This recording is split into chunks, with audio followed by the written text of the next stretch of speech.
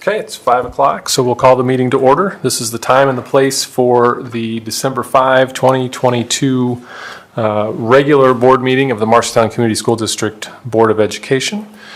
Welcome to those of you joining us here in person. Welcome to anybody tuning in on the live stream or watching later on at your leisure. A couple of introductory things before we get going. There's a pink sign-up sheet here on the speakers table. If anybody's here to give public comment, we'd ask you to please sign up there. Just a reminder, in giving public comment, that Iowa law prohibits the discussion of specific employees of the district or their job performance. We also remind you that in accordance with board policy, board members may not respond to comments that are made so that we can comply with the open meeting laws. We'll do introductions here at the board table. To my right, Zach Wall, Bonnie Lowry, and Jan McGinnis. To my left, Karina Hernandez, Sarah Faltis, Leah Stanley. I am Sean Heitman. Also here, Dr. Theron Schutte, the superintendent of schools, and Randy Denham, our board secretary. And our lone student board rep this evening so far, Yesenia Alvarez Zamora. With those matters out of the way, would you all please join me in reading the mission statement of the school district? We develop learners who have the knowledge, skills, and positive mindset to successfully pursue a meaningful future through personalized learning experiences. And would you all please stand as you're able and join in the pledge?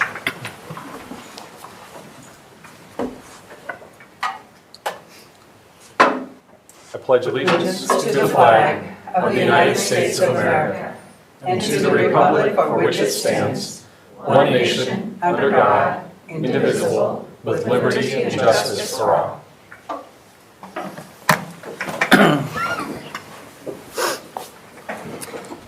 Are there any changes to the agenda? Yeah, we have one amendment in gifts, grants, and bequests. We've added a donation that we received today from JBS and their union, UFCW, for $5,000 towards the esports program at the high school. And there is at least one additional recognition that's not in the agenda. With that, is there a motion to approve the agenda as amended? Move to approve. Second. Lowry Faltis. All in favor, say aye. Aye. Opposed, say no. Motion carries 7-0. Adam? Well, as Board President Heitman pointed out, we have an extra recognition tonight for Dr. Theron Schutte, whose birthday was just this past weekend. To help recognize his birthday, we've invited Derek Clausen, our orchestra director, and a group of students who will play a musical piece here tonight. Take it away, guys.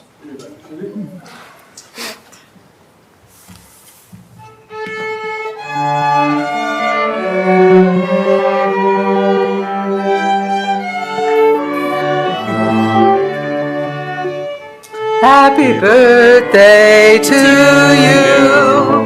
Happy birthday to you. Happy birthday, Dr. Schutte. Happy birthday. birthday to you.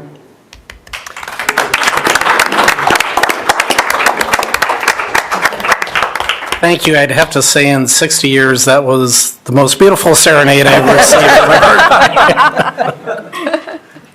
Yeah, thank you very much. Cool. I just want to point out that was Shauna's idea. It was a great idea, but it was Shauna's idea. Quick to throw under the bus there, buddy. I don't think she minds. So our first on the agenda recognition tonight is for Amy Phillips. She was one of the 5 finalists for the Iowa Teacher of the Year award, which is I probably would feel confident saying thousands of teachers in this state. That's a significant accomplishment. So we'll invite Amy, if you want to come on up, and Principal Tim Holmgren from Franklin Elementary School, who nominated Amy for the award.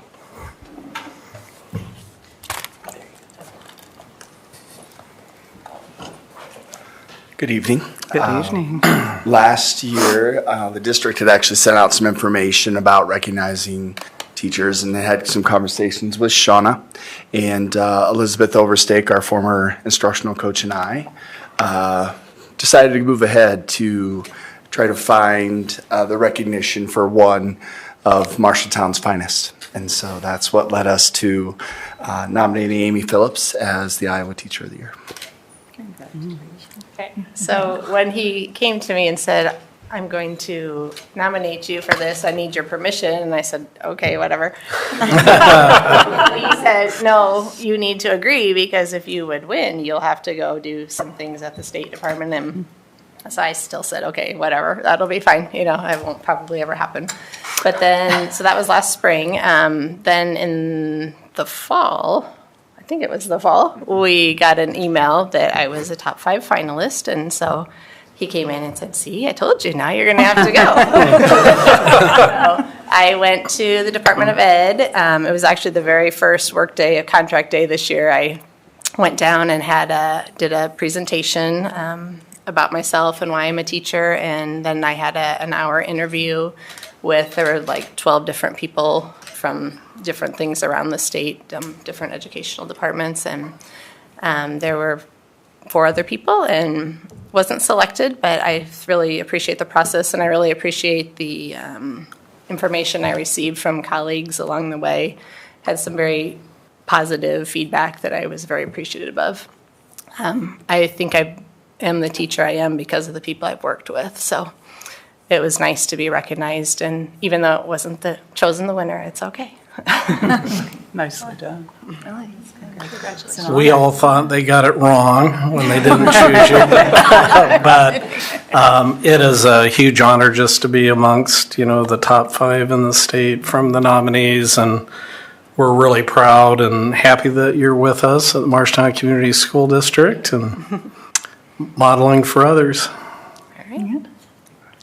So, Yeah, congratulations. Thank you. congratulations. It's awesome. It is Thank awesome. You got up.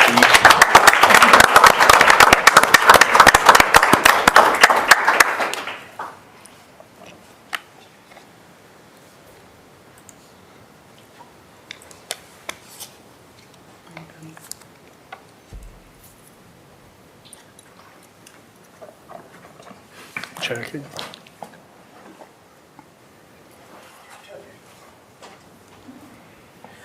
And we will now present Dr. William Fleming. He's going to present a donation to support research based on our Mentors in Violence Prevention program. And Jackie Wyant, principal of Marshalltown High School, is also here to help with this presentation. So thank you.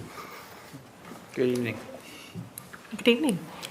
So Dr. Fleming is with the UNI Center for Violence Prevention, and we've been working with UNI Center for Violence Prevention at MHS for the last 7 years in our Mentors for Violence Prevention program. Sometimes you'll hear students say, well, I'm a member of MVP, and that's what they're referencing, and if you're not in the school, you don't always understand what they're saying. But we have upperclassmen who mentor our freshmen and help to transition them into the high school and to do some role modeling with how they would respond when they find themselves in situations where they might get in trouble or somebody else that they know is in trouble or in need of assistance. So, Dr. Fleming. Great. Well, thank you. So the center has been receiving support from the Iowa Department of Public Health to help implement the program across the state and secondary schools. And we've been working with them for probably about 8 or 9 years. And they are interested in understanding how it's working and where it's working well. And Marshalltown was one of the schools that agreed to be a partner in helping us understand this. And to support the work that Marshalltown is doing, we have been able to allocate the amount of $1,500 to the school district to support the MVP program. So that is an amount that can be used with the school's discretion and whatever it may need to support the MVP program, from supplies to however you want to use it. So, in return, then what we do is we have correspondence, communication with the district and the high school, helping to understand what's working, gathering information from teachers or students or folks that are running the program. So, happy to continue to support Marshalltown. We've been a partner for a long time and look forward to continuing the relationship. So here to answer any questions that you have. Or Jackie, currently how many students are involved in MVP? So our upperclassman is in the 80s. He's nice. That's a lot. So those are all acting as mentors? Correct. So we send about 4 into each classroom. There's 21 freshman homerooms. They meet on Thursdays to prepare their lessons. They have a Canvas class that has all of their lessons and their presentations in there. So they practice together on Thursdays and then they present on Fridays. we've been pleased to be working with Marshalltown, and we have a MVP STAT team, State Technical Assistant team of folks that have been doing this work for a long time, and we have representatives from Marshalltown on that team because of the recognition that and how well the program has been running. So, yeah. So these seniors present to all of the freshmen then? 4 at a time in each of the homerooms. Wow. Mm-hmm.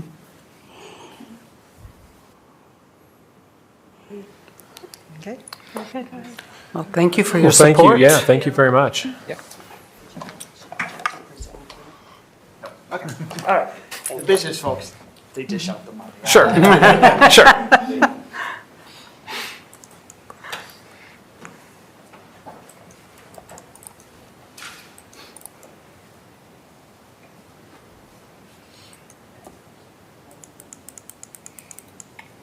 Later. Well, moving on to the consent agenda, we've got minutes from the November 21 board meeting. Any items of note in personnel, Dr. Schutte? No. Interagency agreements and contracts, there is a budget amendment to the sexual risk avoidance education subcontractor agreement with MICA, and a service agreement addendum with the Business and Education Leadership Authority to have Dr. Adolph Brown present to students in May when he's here presenting to staff and the community. In open enrollments, there are 3, 2 in and 1 out. Randy, anything to note in the bills? No. And in gifts, grants, and bequests, we've got the $1,500 donation from UNI Center for Violence Prevention, a donation amount of $340 for student winter apparel from Gary Shout, the Powell family, and others, A donation of winter clothing for Franklin Elementary with an approximate value of $850. Linda Havelka and Val Belisle assisted with those efforts. And a $5,000 donation from JBS USA and UFCW for esports at the high school.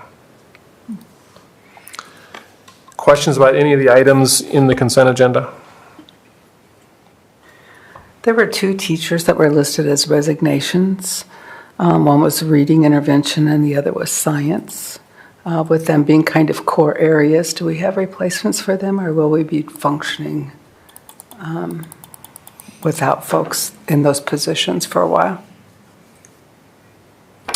I think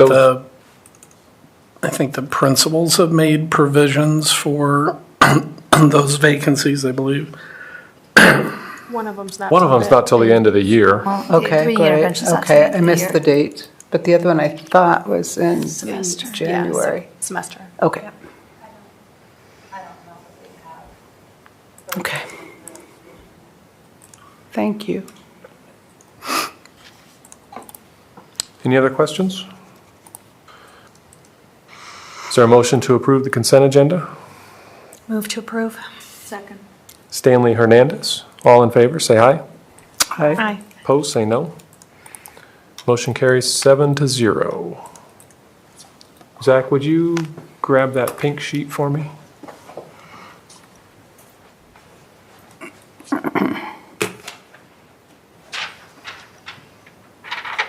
Thank you. Alicia?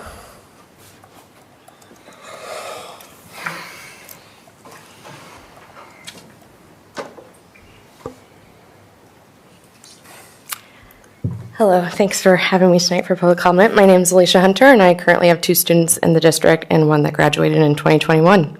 I'm here today on behalf of a group of parents that emailed a letter to school board members on August 10th of 2022 requesting the elimination of block scheduling and concerns about exploratory classes at Miller Middle School. We did not receive a response from any of the board members. However, we thank Dr. Schutte for his response to discuss these matters administratively because they are building-based concerns. He did state that research doesn't support either a block or traditional schedule being better relative to student achievement, and it comes down to how the time is being utilized by high-quality teachers providing high-quality education and instruction. A group of us parents met with Miller administration on August 29th to discuss the matter further. And we basically were kind of told block scheduling was in place because the teachers like it. We are aware of some teachers that do not like it. Administration did agree to issue a survey to parents and students and teachers to get feedback about block scheduling and other topics. They said they would get that issued in the first quarter. At the conclusion of the meeting, we reiterated our desire to see a change in the schedule yet this school year for second semester. On November 2nd, I inquired about when the survey would be issued and was told that the plan was to share it around Thanksgiving in hopes people would have time to dig into it during time off of work and school. We have yet to see a survey be issued. Some parents feel that block scheduling is negatively affecting our children's learning and desire to go to school. We have heard that school staff have noticed some attendance trends on the different A and B days because of how schedules are set up. Many of our students dislike one day more than the other, and we do understand that, it's not uncommon for kids not to like a certain class, but 45 minutes versus 75 minutes in class does make a big difference in the students' overall desire to attend school on a particular day. Not to mention that they are sitting for very long periods of time with no activity. We did address that also in our meeting, and we're assured that they're given the opportunity to get up, get around, do other activities, but not really finding that this is the case. My oldest is at UNI, and her lecture classes tend to be only 60 minutes, but our 12, 13, 14-year-olds are sitting through 75 minutes of instruction. The district's priorities state that mental health and achievement gaps from loss of in-person instruction are the focus this year. And if this was the case, we would love to see returning to a regular school model to make sure that mental health and academic achievement is the most important focus. The loss of in-person instruction and learning is continuing by not having core subjects taught every day. While administration may think that block scheduling is working well, we are having a hard time understanding how that could be true, knowing that our children are getting an average of 2.5 hours out of a 7-hour day on core subjects such as math, language arts, science, and social studies at the 7th and 8th grade level. My student's taking an advanced math course, essentially covering 2 years of learning in one, and he only has math class 9 or 10 days during the month. This is a bit concerning. Additionally, we voiced some concerns with exploratory classes. Miller advised these are done in place of study halls for career exploration, and they're all implemented differently. Some have homework, some don't. Some students don't get to pick their exploratories. Block scheduling allows for too long of a class, giving these students lots of downtime. My student's current exploratory was featured on the Miller Facebook page on November 10th, stating, "Working on life skills, sewing a button in exploratory today." Well, that exploratory was actually for computer science, so I wasn't sure how that met, that criteria. So it's kind of an example of what's occurring when they have too much time during that class to fill. So we suggested maybe rotating exploratories every quarter so they have the opportunity to get through more classes in that time. My other student's exploratory is TOP, which was featured at the last school board meeting. I did watch the presentation, and the question was asked how you respond to parents that have issues with the topics being covered, to which the response was that parents are notified what the program covers and have the option to opt out of certain topics. I have not received any information written orally or the waiver that was referenced for this program, nor was I aware that it was not being taught by a licensed district teacher. Further, I'm told that there should be someone with a teaching license in the room while these programs are being provided. A lot of this class time is spent on me time, watching different programs, musicals, watch the World Cup. Some of the lessons that have been provided have no guidance or context, such as labeling reproductive systems, having these conversations about, do you think marijuana should be legalized? Do you believe in sex before marriage? Do you think it's okay to have multiple girlfriends? I'm not sure how this program meets the criteria for career or personal interest exploratory classes, and if it's continued, maybe it should be looked at, used in a different way. As parents, we do our best to advocate for our children and come to you as school board members to advocate for quality education and performance of our schools. I ask that you please take note of these items and follow up with administration. We would like to see some change in block scheduling at Miller and also at the high school. I do recognize that school's in session, but we implemented multiple school models during COVID and no change can happen. I thank you for your time.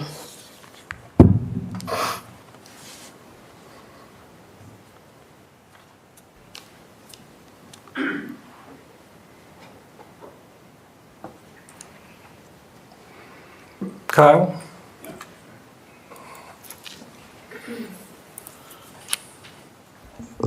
I can just introduce things and then get out of the way and let these guys share. First of all, thanks for having us. Kyle Young, Lenahan, and this is Tanya Gaffney and Lindsay Stanton, two of our instructional coaches at Lenahan. Amanda Miller, our computer science instructor at Lenahan, and Liz Jurgensen, our associate principal. One of the things that's nice is that we're going to talk a little bit about computer science throughout the day at Lenahan, and it's not all Amanda, and which is great.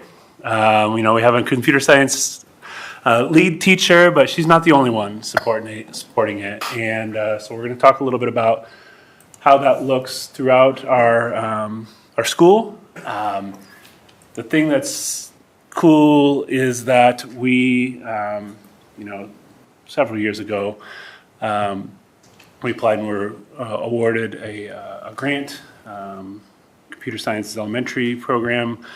Awarded some funds to kind of kickstart our computer science programming at this building, and I can say that our plan from the beginning of that is being implemented with fidelity, even though we're not still tied to the grant anymore. So it's exciting. I just, as a side note, had an opportunity right before Thanksgiving to sub in a math class, 6th grade math class, and I'm getting in there, I'm looking at the plans for the day, and I go, oh, we are teaching ratios, okay, think I got that one down. And then the kids were creating a Scratch project, a computer. They were coding how to teach somebody else how to solve a ratio problem. I was like, all right.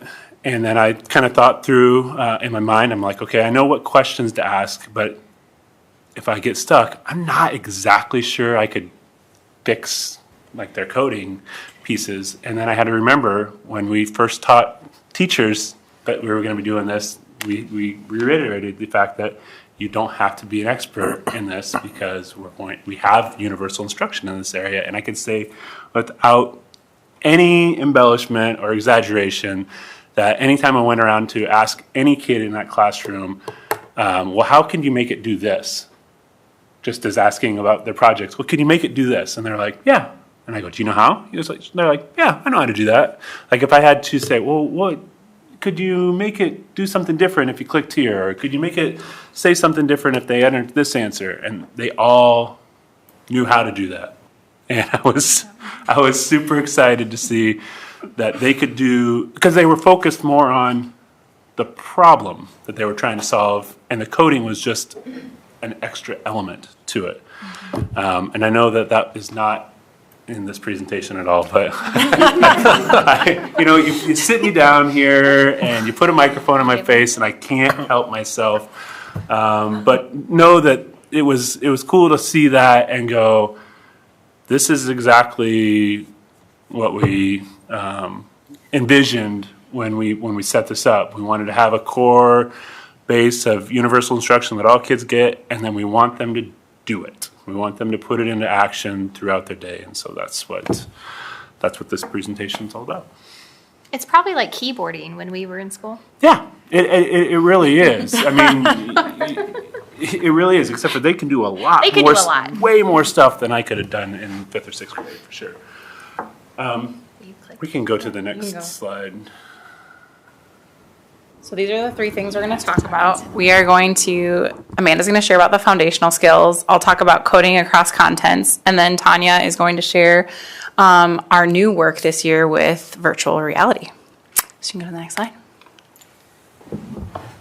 All right, so my name is Amanda Miller. I'm the computer science teacher at Lenahan. I see students on a rotating schedule once every 6 cycle days for 45 minutes. And in our specials class, can we go to the next slide?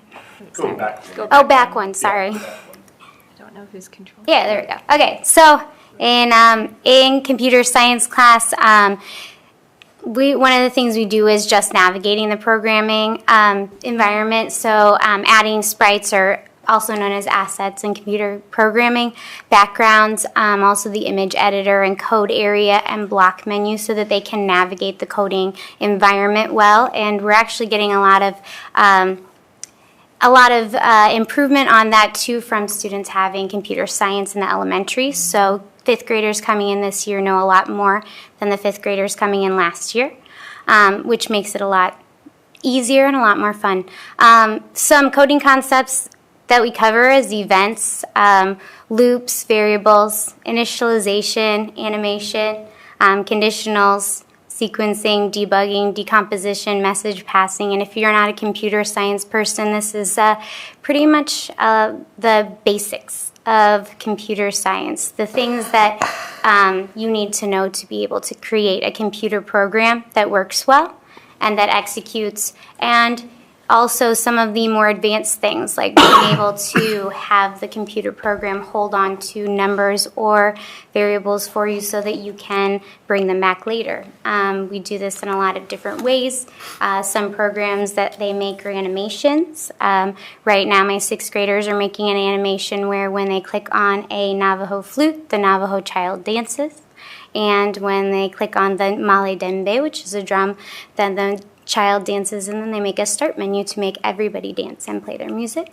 And then also some of them are games. For instance, I think that we have a video where the students made a Pong game that is all part of the curriculum. So animations, games, and also just memes, which kids love to make, and all kinds of stuff. The curriculum I use is nice because it gives students a lot of choice while also sticking to the concepts that we learned and having them apply that with their own choices of characters, sprites, etc. So. Okay, you can go to the next slide. So you'll notice throughout the presentation, we have a lot of videos. The videos are primarily from 6th grade right now because we give Amanda the first semester with our 5th graders really to get them all of those background information and foundational skills. But it's Hour of Code this week, and I was talking to some of our 5th grade teachers. The students were trying Hour of Code today, and the kids were jumping right in, all excited. So it was great to see our 5th graders ready for that too. So with computer science, we have been very intentional to not just make it a special. Amanda really gives them the foundational skills like she talked about. And then every core class has certain projects they have planned and implemented that fit right in their standards that they're teaching. So like Kyle was talking about, the ratios. We also have a time where it's our What I Need time. That's really when we're giving kids a chance to learn their standards again or extend their knowledge on some of our essential standards. And we've incorporated a lot of coding into that too for that extra practice. So if you click on the Brandon Goldman testimonial, this is one of our 6th grade math teachers talking about his coding project.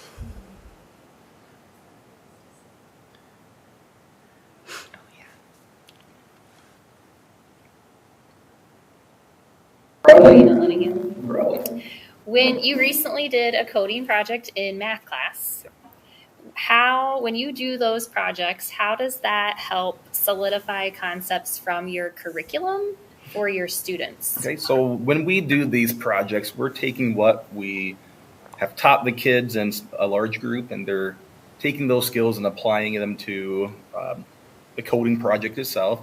I know recently we just had a coding project where the kids had to work on teaching others about the coordinate planes, especially the 4 quadrants and the type of numbers they would find in the quadrants. Mm-hmm. They used a sprite to teach others about those different topics, and it was a really cool project. Yeah. And when you do that in your class with students, what kinds of life skills do you see coming into play? I thought of right away problem solving, critical thinking, creative thinking. Perseverance is a big one. Yeah. I mean, they don't get things the first time. They have to go back and figure out what went wrong in the coding. There was a lot of just skills through the coding process that they're using. Awesome. And then you've been doing coding for a little bit here at Lenahan. Can you describe how you felt at first and how you feel about it now? When I first was told I'm teaching coding, I was like, what? I don't know what coding is. I don't know how to do it. We had a few trainings that taught us the basics for coding. I'm by far not an expert at this still. The kids answer a lot of my questions, and they're teaching me how to code. So I feel much better about it, and I'm just continuing to learn and push myself in the coding world. Yeah. Awesome. Thank you so much. Yeah, no problem. So then in the next video, we'll show you, this is a 6th grade student. She is talking about 3 different projects she's done this year. 1 in math class, 1 in science class, and then 1 with Amanda.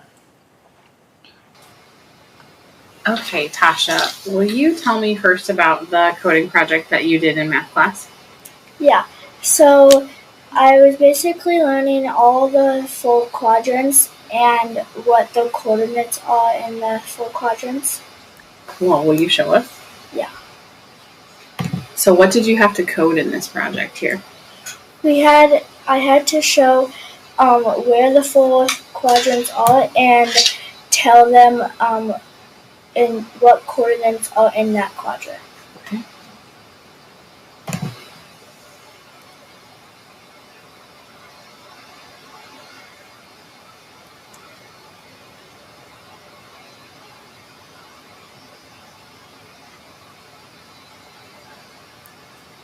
And then this project goes through All 4 of the quadrants? Yeah. How did you get your character here to talk? What did you have to do? I had to move it onto the screen and then move it to where you can see all the numbers. And then I had to code it to have it say all this stuff. And you knew how to describe all the quadrants from your learning in math? Yes. Okay, can you show me your digestive systems project? Yeah. What class did you do your digestive systems project in? I did it in science. Okay. What did you have to show that you were learning or knew with this project? I had to show all the facts that I learned about what I did. Okay. Did you have to pick, did the teacher tell you what body system you had to describe, or how did you know what you needed to do? We got to choose which one we wanted to do and which one we knew the most facts about, and then we had to make a coding project saying all the facts that we learned. Okay. And then what body system did you choose? The nervous system.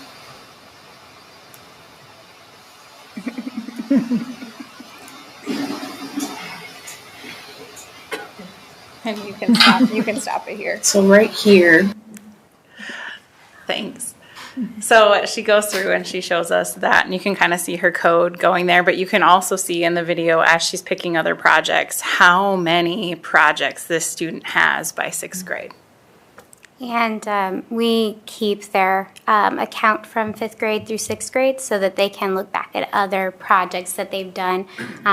Sometimes it's to reminisce, and sometimes I tell them, we did that in such and such project. Why don't you go back and look at how did we do that in that project? So one thing that's cool is that in either of those projects, sometimes you don't realize, like, everything on that coordinate plane one, she had to put every element into that image. And so you might say, oh, well, it's a text bubble. Well, you have to think where to put the text bubble. You have to code how long each message plays for a certain amount of time. So there's, what looks like you go, oh, yeah, you can do that well. You got to know how to do it. You could see the code would not fit on the screen when we looked at the one for coordinate planes. It was that much coding. Yeah. Just something that what looks as simple, straightforward, but there's a lot that goes into it for sure. You can go to the next slide. I would add about coding, this is kind of funny. One day I walked into a classroom and this student was working on their coding project, and I know the pasting guide, and I was like, wait, aren't you already done with that? And he was like, well, yeah, but I want to go make it do this. So he had already turned it in, and he wanted to go make it do something else. So a lot of students get invested in it. So, Linehan's been doing coding for a while, and leave it to Linehan to want to go a little bit further and do it even more. So we were in a meeting with the 6th grade science team last year, trying to think about how can we really improve student achievement in science and social studies. Our students are continuously having a hard time in these areas. And Shauna Smith said, why don't we try VR? And so guess what? We're trying VR. So we have a testimonial here from Kim Gaskell, and she'll kind of talk to us a little bit about how they've used VR and how that's helped her students.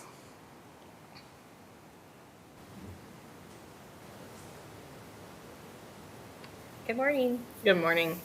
I was hoping you could describe for us a little bit how you've used VR with your students so far this year.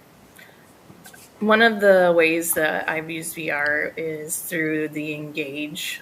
Students have put on the headsets and got to experience 3D models of cells. They've got to experience 3D models of different body organs like the heart, the lungs. There's also been an interactive model of the digestive system. And so they've got to travel through the digestive system and the comments that the kids make and is that really what that is? And I'm like, yeah, that's really what that is. That's what that looks like. Just the engagement, that the kids make connections between what they're reading and what they're actually seeing in the VR headsets has been neat to see. Awesome. Anything else that you've noticed it helping your kids with? It gives them a different, I guess, perspective. Being able to actually interact with it and see it in 3D. They can like put the things that we're reading about and actually see what that looks like and how that works. And it's just giving them more, bringing it to life, I guess. Brings learning to life. Cool. And it's fun. Oh yeah, it's really fun. I mean, I even enjoy getting in and looking through that headset. It's pretty funny to watch. Oh yeah, the kids really like it. I mean, the excitement when they come in the room and they see the VR headsets, it just like is out of this world. That's so cool. Well, thank you so much for making that possible for your students and for sharing a little bit about it. Yeah, you're welcome. I'm really excited for second semester because we do things like molecules and heat and matter, things that are so hard for kids to visualize. And there's some, I don't know what they're called, but there is some stuff we can watch. So I'm excited about it. Okay, and then we have, you just want to, I was told Briar's video was really funny. Okay, let's listen to Briar's video. This is a 6th grade student talking about VR. So for the past 2 to 3 months, we've been using the VR goggles. We've been able to play games, and we've also been able to learn about the digestive system and body parts in our bodies. And the reason we need more is because not everyone in our class is able to experience everything at the same time. So everyone has to share stuff, and that leaves some kids feel excluded from the project for little periods of time. I did not see that one. It's pretty funny that he could vocalize that. Yeah. No one was out there. Was that on there the first time? Yeah, I did. I have had that on there for a few weeks. Okay, I think that's the end, Yeah. right? That was Do you the have end. any questions for us?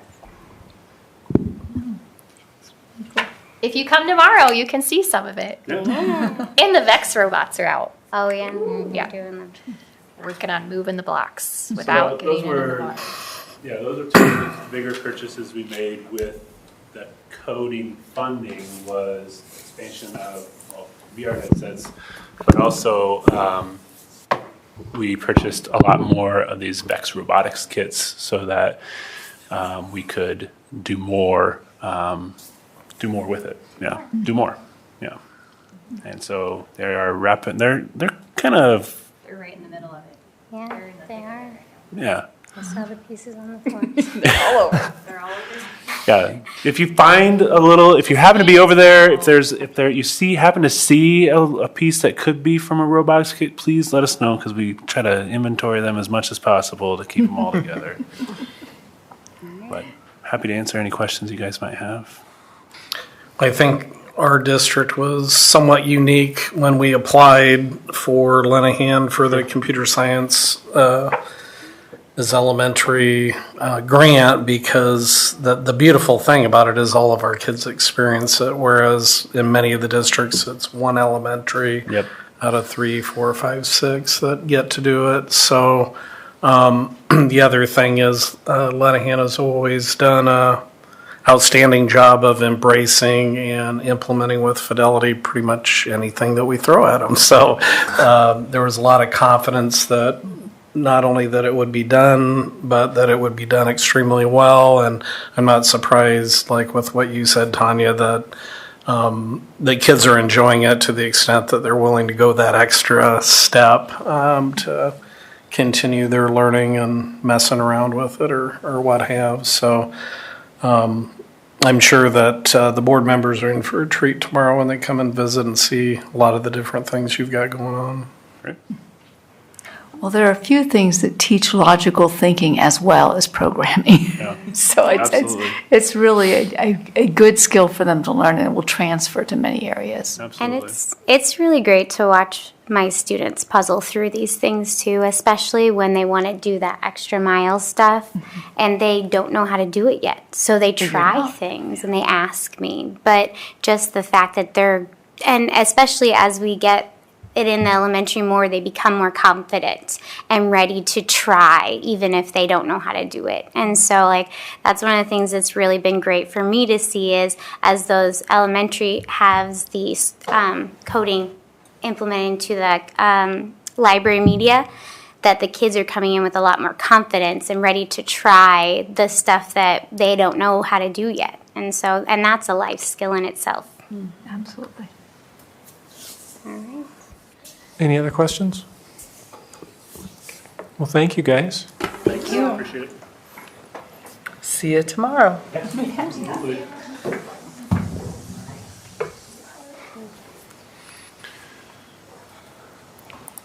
Yesenia Jackson?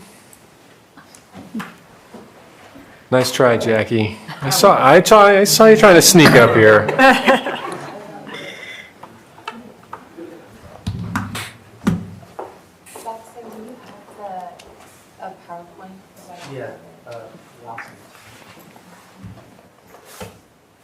You sent it to Gabriella, didn't you? Yeah, I sent it.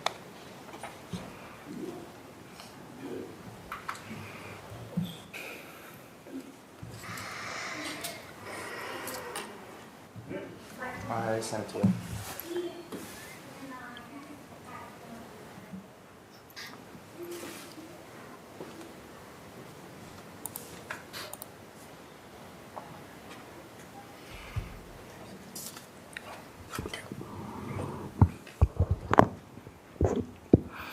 All right, without further wait, this is our student report for today, Monday, December 5th, 2022. Currently, National Honor Society is holding a toy drive at the high school where unopened new toys are welcome as donations, and they are meant to be donated to the Salvation Army so that families who may be going through a tough economical situation can still experience the joy of like giving presents to their children on Christmas.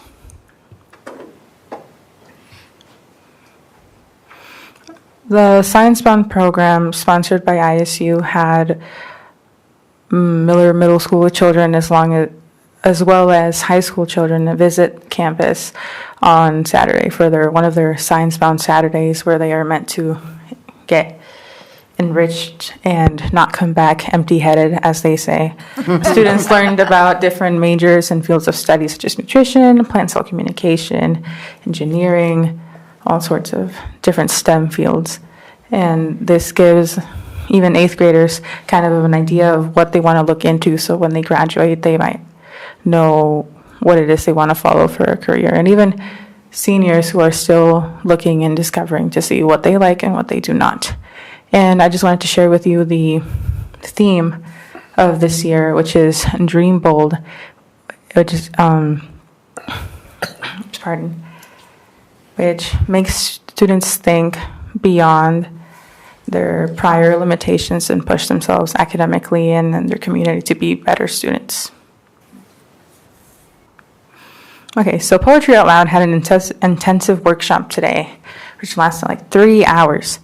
Well, they had an ISU speech professor along with a previous, I think, speech coach, and they heard from those experienced coaches and POL judges on how to be successful in their recitations of their poems. They learned how to have presence, or at least develop presence, interpretation, enunciation, and these are skills that any person could use, not just theatrical students, that will strengthen their public speaking ability. So far, there are 2 confirmed science fair projects at MHS, but I'm sure there are more at Miller Middle School. The experimentation and data analysis has already begun in order to get ready for the competition the second semester. This year, the competition will actually last 2 days instead of 1, and it will involve a seminar where the students will present their work in order to demonstrate their scientific prowess to the ISU staff and faculty and judges that may be present and awarding scholarships. Okay, so for National History Day, so far there are 10 confirmed projects at MHS, and as I said before, there is probably a lot more at Miller Middle School. Students visited the ISU campus library to collect sources on their projects. The type of different projects that are involved are exhibit boards, papers, documentaries, performances are all options for the students so that they can do research but also enjoy the project that you're doing in a way that they can perform properly.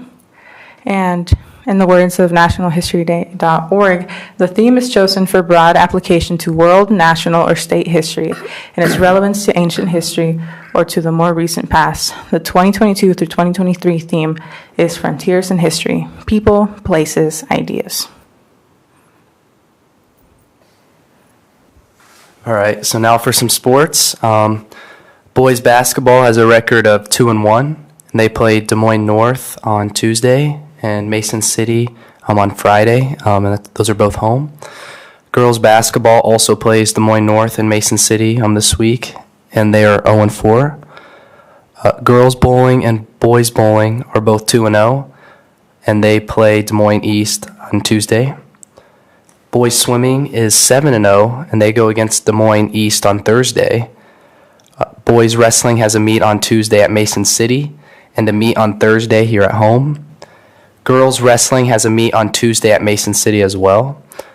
And esports will have its first varsity game tomorrow at Davenport Central High.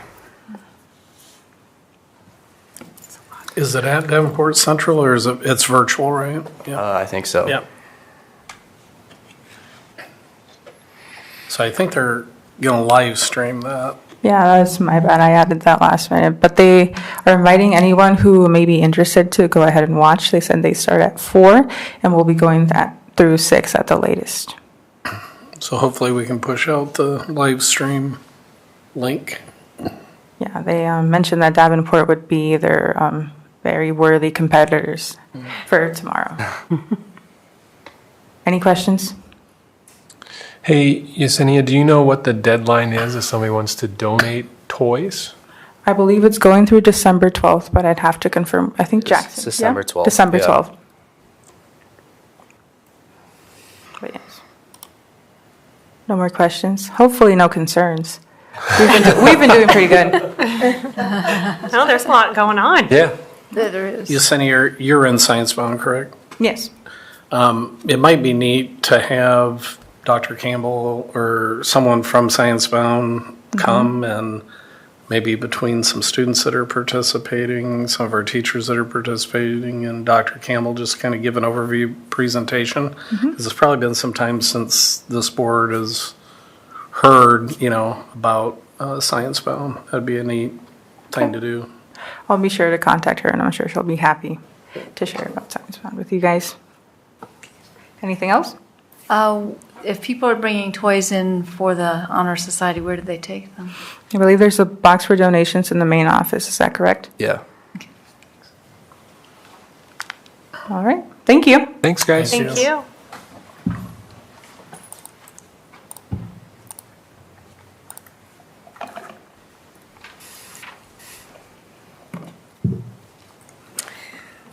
My first item has to do with the course manual. In the course manual is description for students about when they can withdraw. Excuse me. Withdraw from the MCSD class and not have any negative impact on their high school transcript. It's on page 15. Yeah, there it is, highlighted.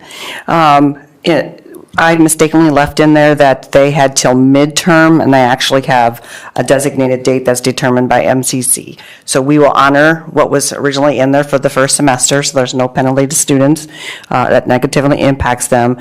And we will clearly communicate to them the MCC date for second semester when they have to drop a course so that there's no penalty.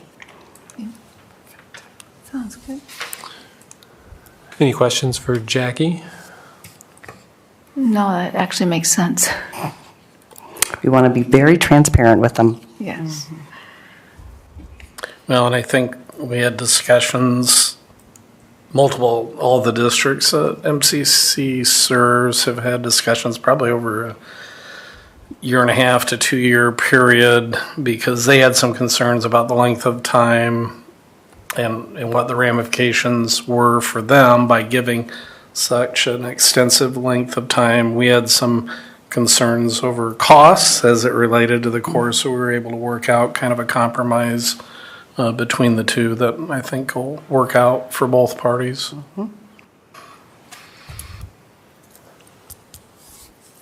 Okay, if there's no other questions, is there a motion to approve the changes to the 22-23 course guide as presented? So moved. Second. Wall, Lowry, all in favor, say aye. Aye. Aye. Opposed, say no. Motion carries 7-0. Thank you. Second item on the agenda has to do with mid-year seniors. We have a group of seniors who I think are COVID tired and just ready to be done to school. They're working hard, and I know that in some cases, there might be questions like, why don't you stick around and take advantage of the opportunity the district provides to take courses out at MCC, and that's definitely a conversation that we have with every student as they think about moving on, but some have just grown tired, dislike of school, and just want to get on with their post-secondary options, which in most cases they're already working nearly full-time. And we do have a few juniors who have elected also to end their high school careers at the end of their junior year for various reasons. Again, constantly consulting with them about the opportunity to take a full year of college courses with us at the district's expense, but are just ready to move on. So I present here many students who have expressed this interest.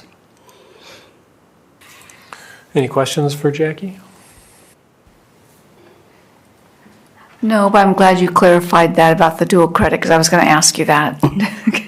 We always, and especially when you can take them in career pathways as well as taking any transfer classes, yes. Right. Is this normal to have this many kids? No. Mm-mm. This is the end of, I think when we were calculating the senior classes, the last class that was able to enjoy things like a pep assembly.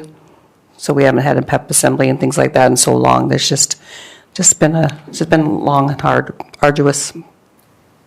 It's amazing we have 3 juniors that have all their credits without going to school the 4th year of high school. So they must have worked really hard. They did.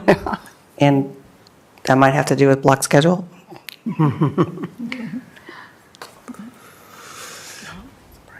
Okay, if there's no other questions, is there a motion to approve the early graduates as presented?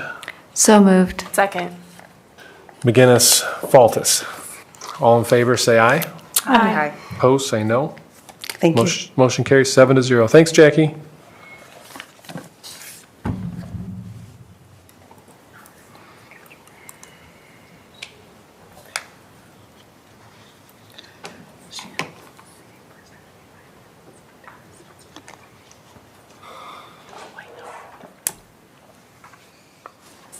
Hello. Hi. A couple board meetings ago, I asked if I could go out for RFP, request for proposal for vape detectors. It's a national issue that we're dealing with as well here in Marshalltown, where we have the issue where students can go in bathrooms and places that we can't easily monitor. And this is a way to, if not monitor, at least be able to set off an audible alarm to say that something is sensed in this area. You might want to think about evacuating the area. Typically, I'm presenting these numbers to you, and I actually went ahead and evaluated all 4 bids. NAI is actually part of Alpha Wireless. It's part of the same bid. So the Alpha Wireless bid came in at $80,771.87. They won the evaluation from my team due to several factors. One is cost, but also we have a good relationship with the company already, and Halo sensors fit well with the new camera system that we're implementing at Miller and we hope to implement at the high school, and that's called AVA camera system. So eventually what we'd like to be able to have happen is as soon as an alarm is set off, and what will happen at both MLA and MMS will be an alarm is set off, and then the closest camera can record who comes out of whatever location that alarm went off. So that's why we chose Halo over Verkada. Now, we do have the situation where RTI actually came in lower when it comes to installation, but that doesn't include cabling. So not all of these bids are exactly apples to apples. So the closest apples to apples comparison we have up here would be the Alpha Wireless, which includes the Halo sensors, plus the NAI installation would be versus Byte Speed at the bottom, which is Verkada, which is why the Verkada bid did not win, because it doesn't integrate well with our camera system. But that Verkada bid did include cable runs, mounting of devices that would be similar to the NAI installation. So I am, in essence, asking you for one of the more expensive bids that we got, but it's the full gamut of running cable, mounting the sensors, and then buying the newest model of the Halo sensor, which can integrate into our AVA camera system. Questions? And this would be for This is the for middle school, the high school, MLA, and Lenahan. Lenahan? Okay. Yes. So our 4 buildings are, including here. And it's also, I think, important to note that we can use ESSER dollars to fund this. What is the So- timeline? Oh, sorry. So we don't have the cameras yet at the high school? We do not have the cameras yet at the high school. That'll be something I'll propose here soon. It would be something I'd like to do as a summer project to update that. We do have them installed in Miller, and talking to Ryan O'Neill, he absolutely loves them.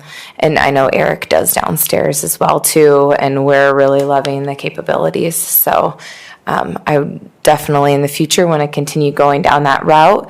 No matter what, we could also integrate these Halo cameras with our Avigilon system, which is already at the high school. So we could integrate that way, but we probably would hold off until we get the AVA cameras. Just because you don't want to pay for a license for each one for half a year. Karina, you had a question? Oh, just the timeline for these detectors. Is that something that would be also in the summer? No, we would go forward with purchasing them as soon as possible. The bigger timeline constraint would be the running of the cables. So I would say we'd be looking into spring when those cables could be in, and then just making sure that there's no back order on the sensors themselves. At this point, there doesn't appear to be.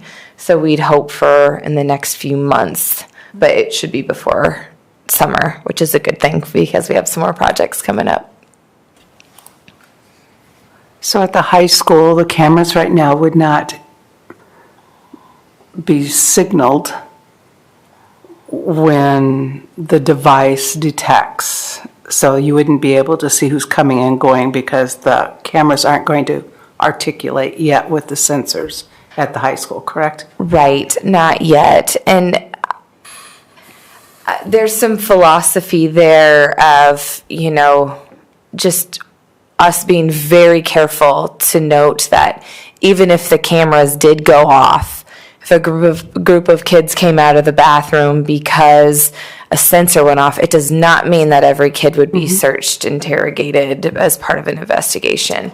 So we just want to make sure that's very clear that that might be a piece of the puzzle in the future, but that wouldn't be any sort of big smoking gun, if you will.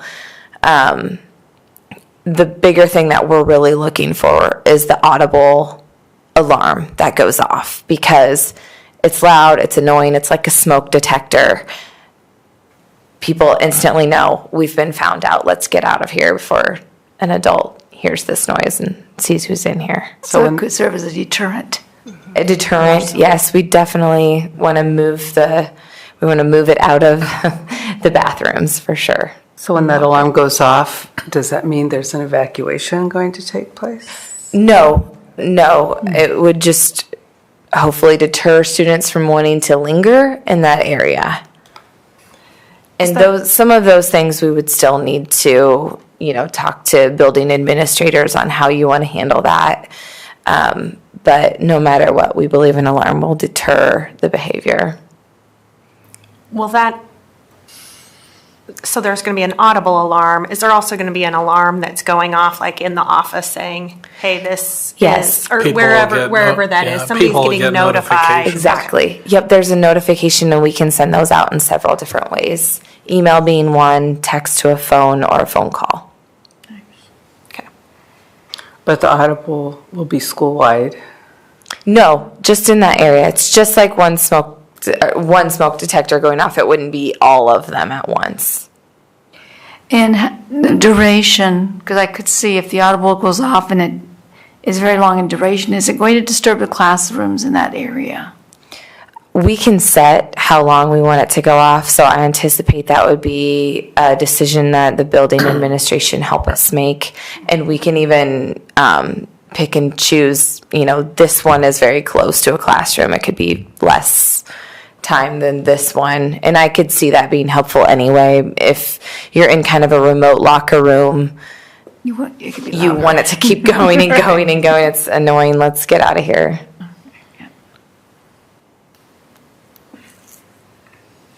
Any other questions? If not, is there a motion to approve the proposals from Alpha Wireless in the amount of $80,771.87 and NAI in the amount of $49,949 as presented?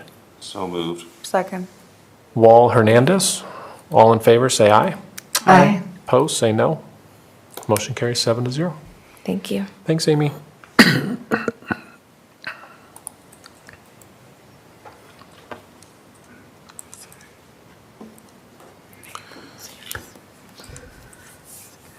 Okay, so we're on policies. So for first reading, we have 3 policies. One that Sean brought forward at the last meeting, 502.6 weapons. We had made some amendments to align with the IASB language, and then we had 2 policies that replicated our current practice that we had on the books, 507.5 emergency plans and drills, and 804.2 district emergency operation plans. So my recommendation would be for the board to approve the amendment and or adoption of those. There have been no changes since you would have seen them at the last meeting, and waive the second reading. Any questions about those? Okay, we'll do them in 2. So is there a motion to amend 502.6 and waive the second reading? So moved. Second. Lowry Faltis, all in favor say aye. Aye. Aye. Opposed say no. Motion carries 7-0. And then is there a motion to adopt 507.5 and 804.2 and waive the second reading? So moved. Second.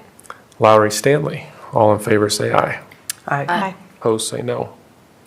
That motion carries 7-0. Then the initial review policies. Yes, so I have several policies here. So most of them can be marked, are mostly legal and cross-references, and we're going to recommend they be marked as reviewed. So 502.7 for smoking, drinking, drugs. It's legal and cross-reference updates. 502.8 for search and seizure is again legal and cross-reference updates. And then the last one on there, 502.8-E1, is a checklist. And that one also is just cross-reference and legal references. So those three, I think, can be marked as reviewed, or I'm going to recommend we mark as reviewed. The fourth one, 502.8-R, there are some changes to the verbiage just to align a little bit better with IASB, but, it's, there are some minor changes, but I think people should go through and kind of read through those and just probably go to the first reading. Any questions for Leo? It's a lot of clarifications. Yeah. On 502.7, smoking, drinking, drugs. I guess maybe a Dr. Shooting question. Where it talks about the violation of this policy may result, students who violate terms of this policy may be required to satisfy substance abuse assistance or a rehab program. Do some schools actually require that, or is it is just a recommendation? Most schools, if students are disciplining students for such, do require that they pursue an evaluation.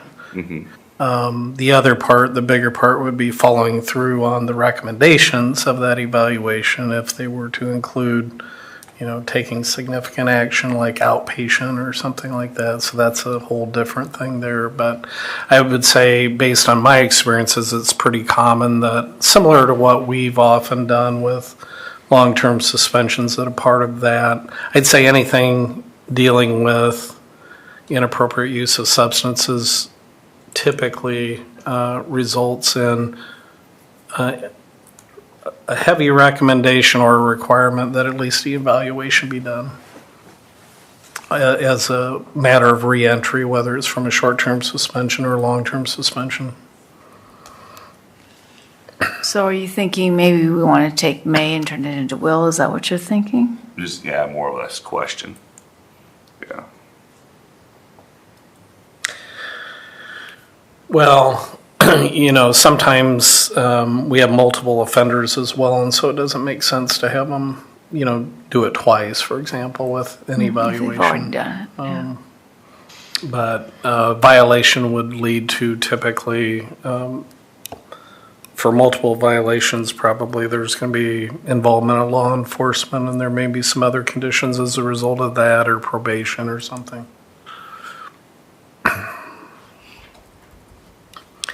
May gives us a little bit more flexibility depending on the unique circumstances of the situation.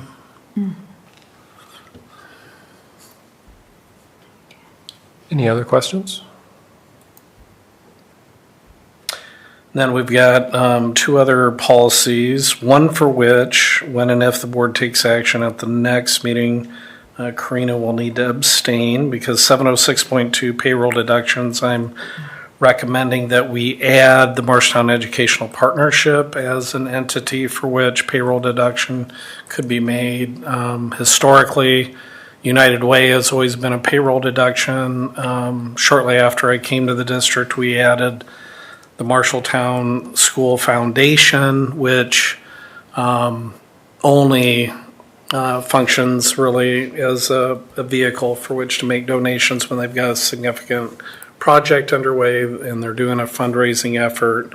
To me, it makes complete sense, especially after having, I don't know why I didn't think of this before, but when we had our steering committee meeting the other day, I thought it makes total sense for the Marshtown Educational Partnership to be part of payroll deduction, because what it's doing is providing funding for which our qualifying seniors can earn, basically half tuition scholarships to MCC for up to 2 years.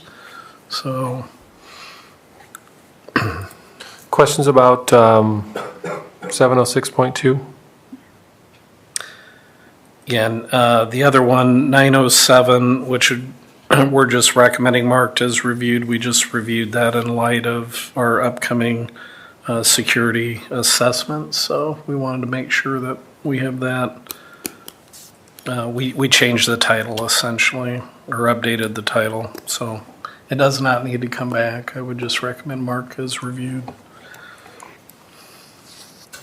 Zach, are you okay with 5027 being marked as reviewed? Yes. Okay. Then 5028R and 7062 will come back. The rest of them will be marked as reviewed. Okay.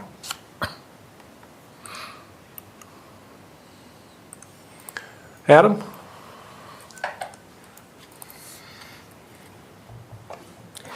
Hello. So, real briefly tonight, I wanted to share an update about the upcoming family well-being night that we're going to be hosting at MHS.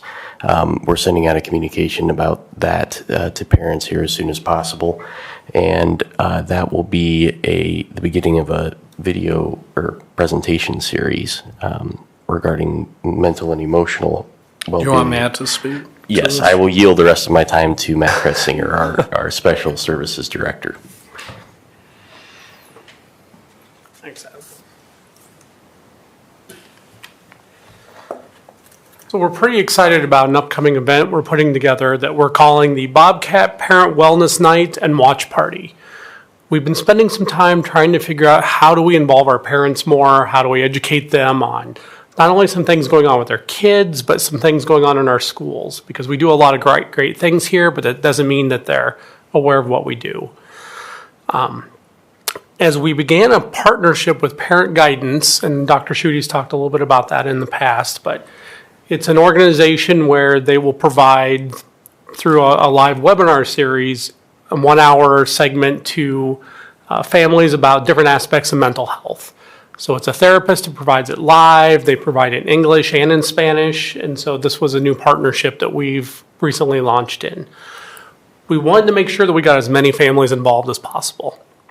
And we know that if we just send out an email communication, those participants that usually participate would be there, and those that we want to really reach to may or may not be there. So we thought a little bit bigger about what can we bring to the community that will draw people in.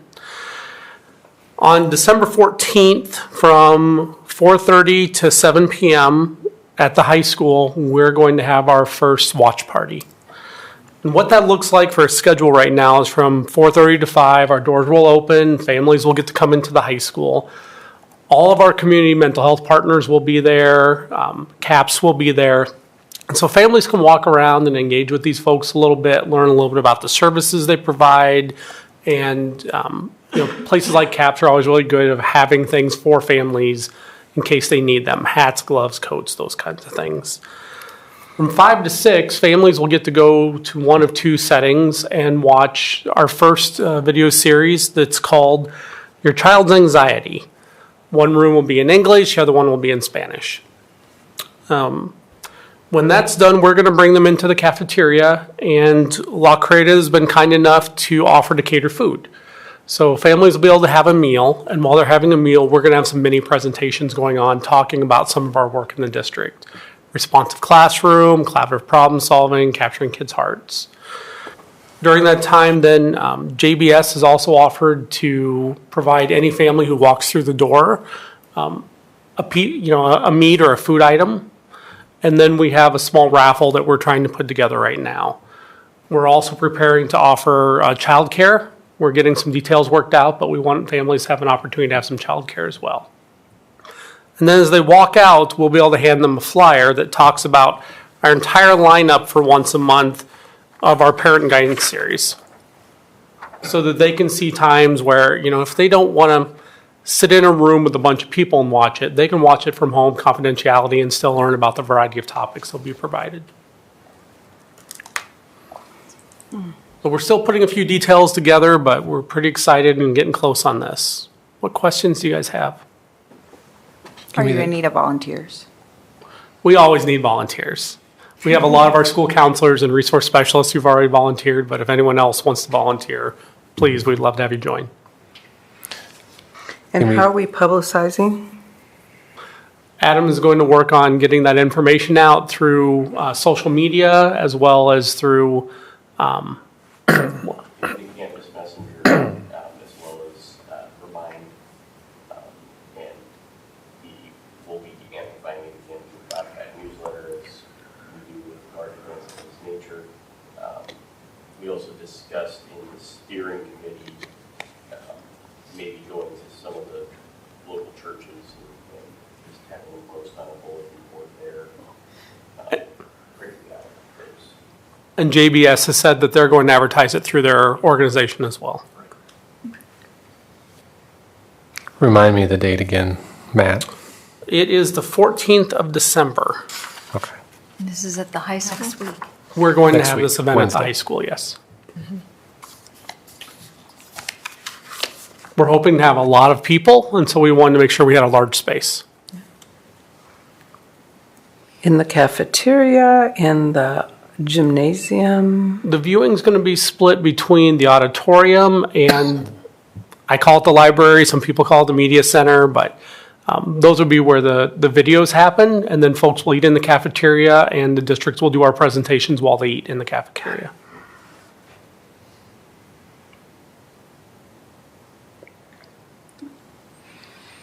Any other questions for Matt? Okay. Thanks. Thank you, guys.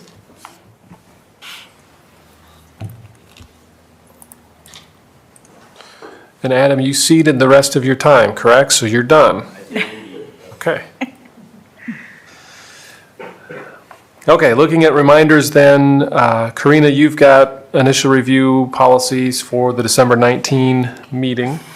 We'll also be hearing from Miller Middle School at that meeting.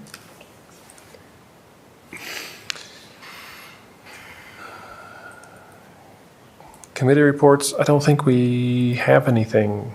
SIAC got moved to, so now it's coming up.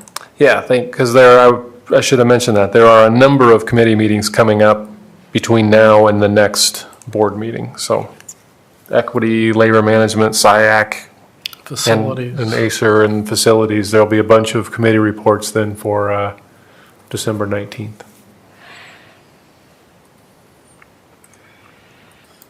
Okay. Any items anyone would like to see on any future agenda?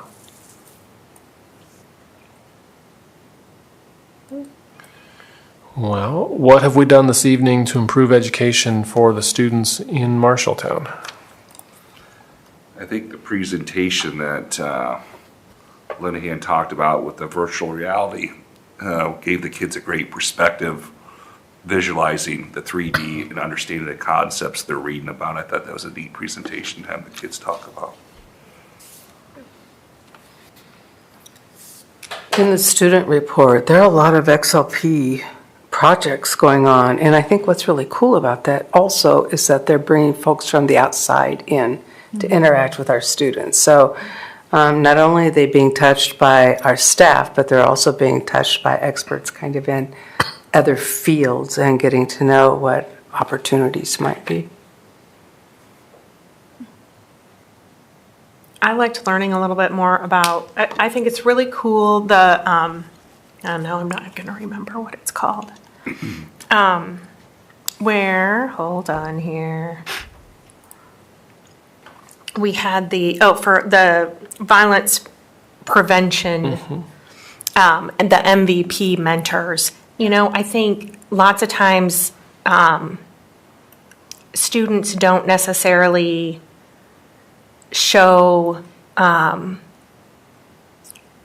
respect as much as they should to authority figures, but when you have other students talking to them about, well, here's things you can do, that peer pressure and the older students in the classroom kind of imparting their, like in a positive peer pressure type of situation where they have those mentors that are doing the right thing and showing them how to do the right thing. Sometimes I think that has more of an influence than a parent or a teacher telling you, no, don't do that, right? So I really like that we're using the other students and they're interested in going and trying to help the younger students do the right thing.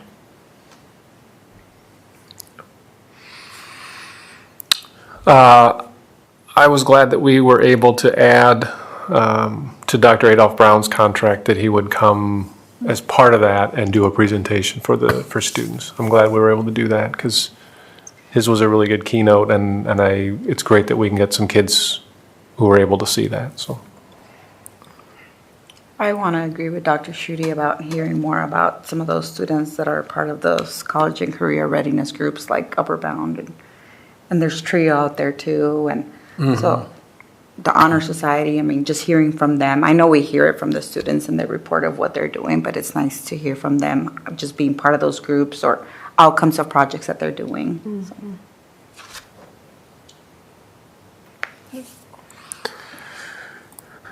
Well, if there's nothing else, then that is the end of essentially the end of the public portion of the meeting. We've got a few closed sessions, so we'll take about 5 minutes, and then we'll go into closed session. Do you want to do the first closed session on the EOP and then take 5? Oh, we can do it that way too. Yeah, we can do that. It won't take very long, I don't think. Okay, we're going to do a short closed session, and then we'll take a break, and then we'll do 2 more closed sessions.